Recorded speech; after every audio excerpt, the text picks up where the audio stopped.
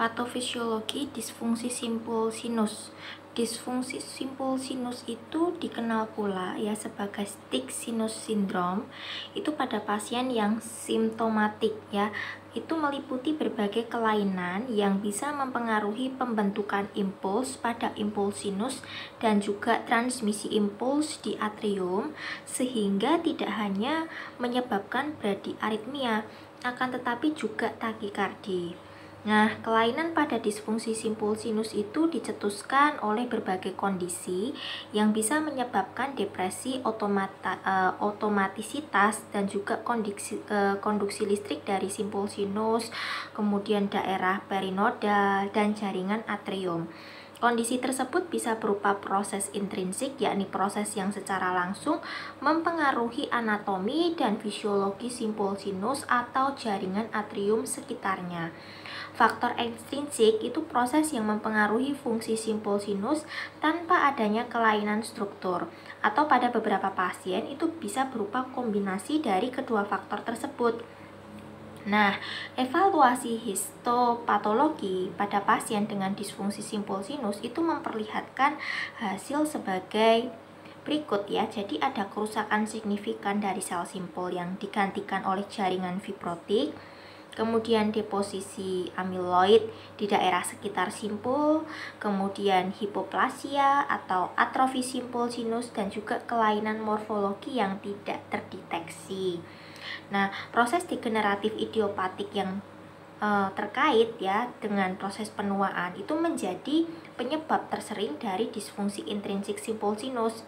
Penyakit jantung iskemik juga punya peran ya pada sejumlah besar pasien yang mana iskemia kronis dari penyakit arteri simpul sinus atau infak miokard akut atau IMA ya, terutama pada dinding inferior bisa mengakibatkan sinus bradikardi, henti sinus, dan takiaritmia atrium.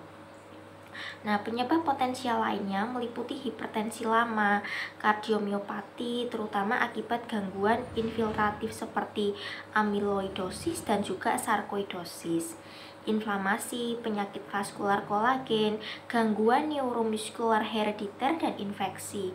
Kemudian pada anak-anak dan dewasa muda, disfungsi simpul sinus itu sering dihubungkan dengan adanya kerusakan pada simpul sinus pada saat operasi atrium, yakni penutupan defect septum atrium tipe sinus venosus, prosedur Mustad pada transposisi arteri besar.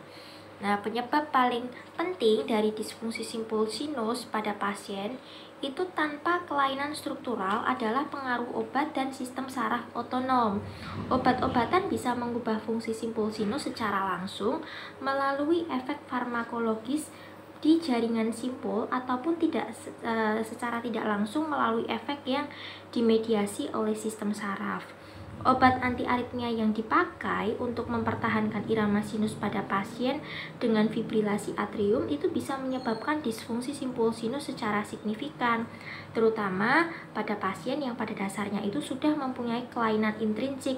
Faktor intrinsik lain yang meliputi gangguan elektrolit, hipotermia, peningkatan tekanan intrakranial, hipoksia, hiperkapnia, dan hipotiroidisme. Ya. Nah, manifestasi elektrokardiografi yang bisa ditemukan pada disfungsi simpul sinus itu meliputi